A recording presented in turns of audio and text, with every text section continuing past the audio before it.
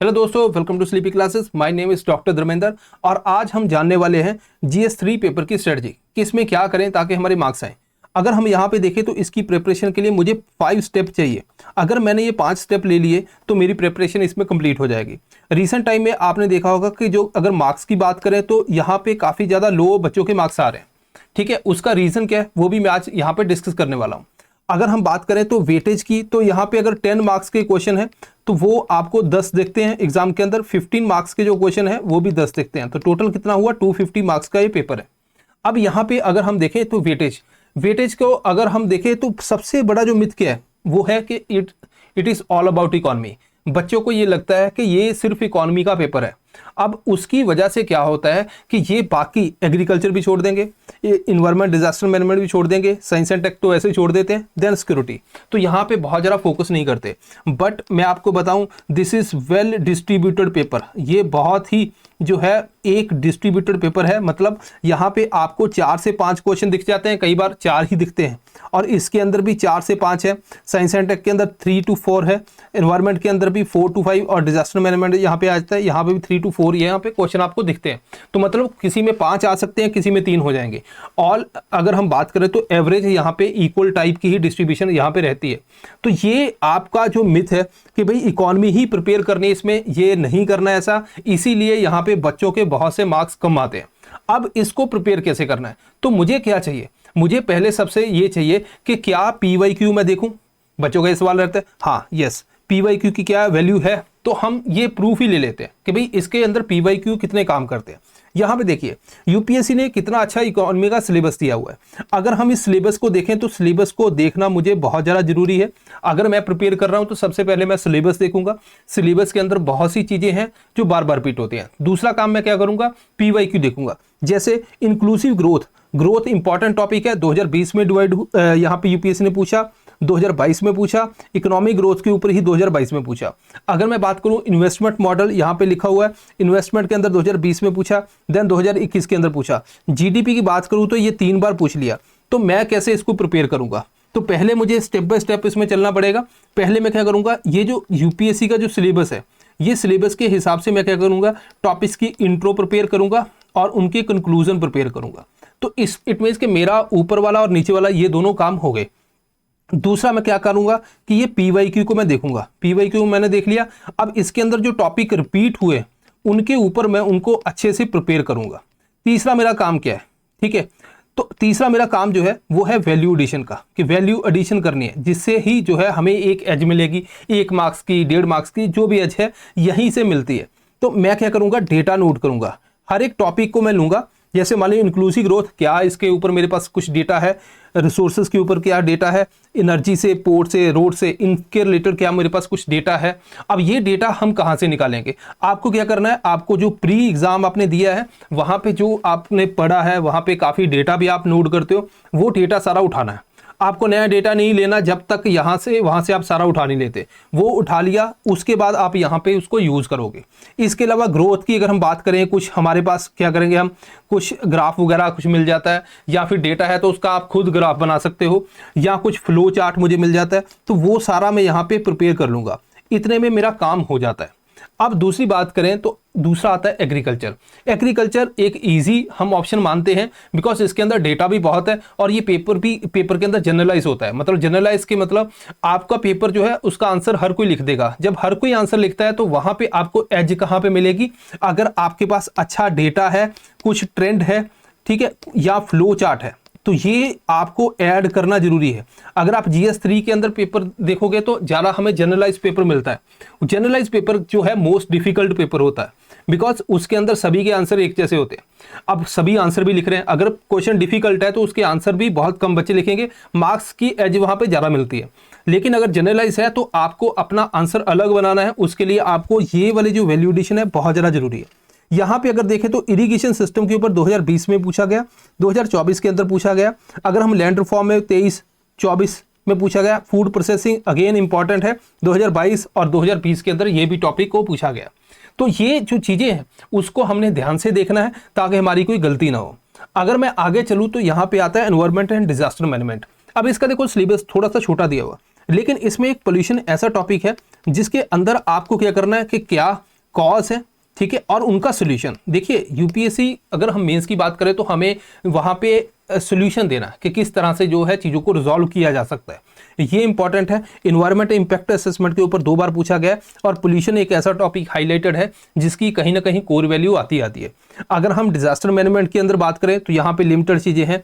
Disaster management के अंदर recent initiative, again ये क्या है, गवर्नमेंट ने क्या एफर्ट किया है, आप क्या सजेस्ट करते हो, तो वो भी। तो मैं क्या करूँगा, यहाँ पे टॉपिक लिखूंगा, लेट्स से पोल्यूशन लिखा मैंने, पोल्यूशन के मैं डिमेंशन खोल दूंगा, कॉजेज क्या है, ठीक है, गवर्नमेंट ने क्या एफर्ट किया है, और यहाँ पे सोल्यूशन क्या है। तो ये इस तरह से जो है मैं इसको खोल दूंगा, या फिर मैं कुछ यहाँ पे कुछ टेक्नोलॉजीज जो रिसेंट टाइम में आई हैं उन्होंने क्या सोल्यूशन प्रोवाइड किया, तो इसके ऊपर मैं डिस्कस कर सकता हूँ। सिमिलरली अगर हम बात करें तो यहाँ पे COP 26 के ऊपर भी क्वेश्चन आया है। अगर हम बात करें स्मोक के ऊपर, अगेन एनवायरमेंट से रिलेटेड है।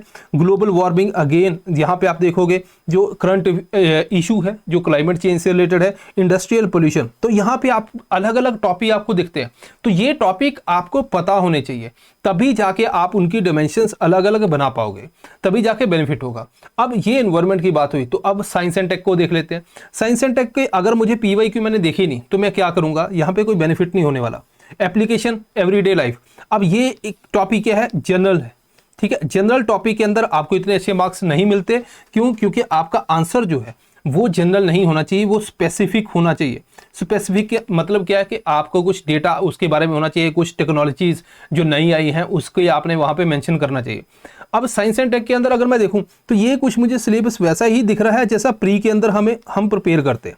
तो साइंस एंड टेक जैसे प्री के अंदर है वैसा ही यहाँ पे आपको मेंस में दिखता है।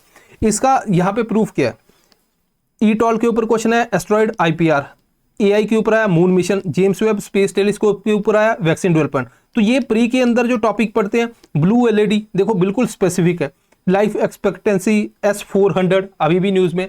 तो ये जो है जो प्री में पढ़ते हैं वही मेंस के अंदर काफ़ी ज़्यादा काम आता है। तो इसकी स्ट्रेटजी मेरी अलग होगी।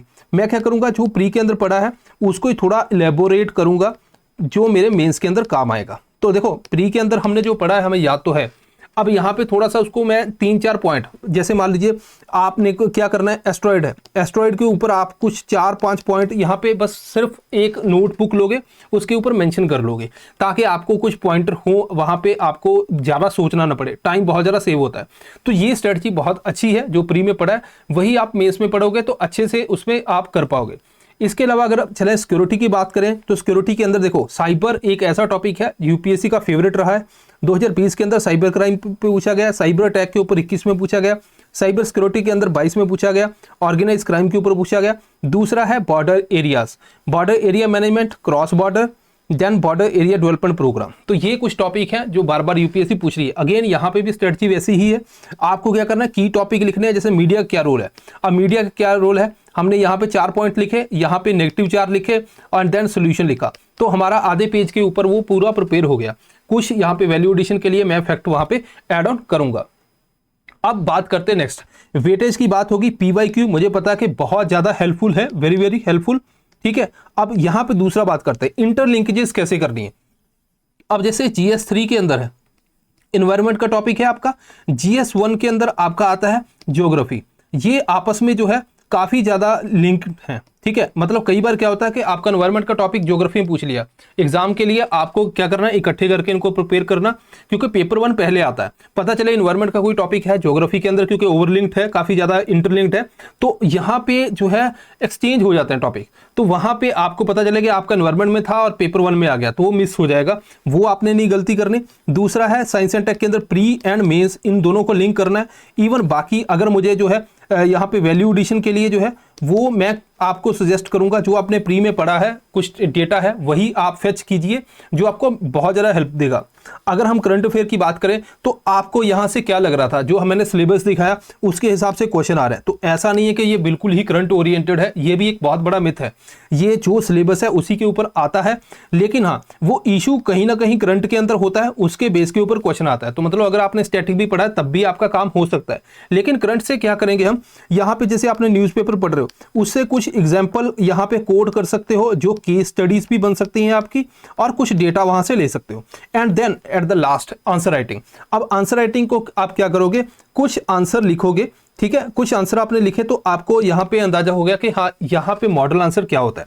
अब मॉडल आंसर के अंदर क्या हो सकता है कि आपकी इतनी वैल्यूएडिशन नहीं हो, लेकिन फ्रेमवर्क सही हो गया तो काम अपना बन सकता है। इसको एनरिच करने के लिए हम क्या करेंगे, डेटा, डायग्राम्स, है ना, ये सारा कुछ यहाँ पे एंटर करेंगे, उससे बाद में अपना आंसर कंप्लीट हो जाएगा। इसके अलावा आप कुछ टेस्ट सीरीज ज्वाइन कर सकते हो, यहाँ पे बार बार आंसर लिखना ये भी एक चैलेंज होता है दोस्तों। कम टाइम के अंदर 10 मार्क के आंसर भी देने हैं, 15 मार्क के आंसर भी देने हैं, तो इसीलिए आपको आंसर राइटिंग भी बहुत ज़्यादा जरूरत है। आई होप कि ये कंप्लीट जो है मैंने डी कोड किया है पेपर 3 के अंदर, आया क्या है, सिलेबस का क्या रोल है और बाकी सब्जेक्ट का क्या रोल है, ये आपका बहुत ज़्यादा हेल्पफुल होगा।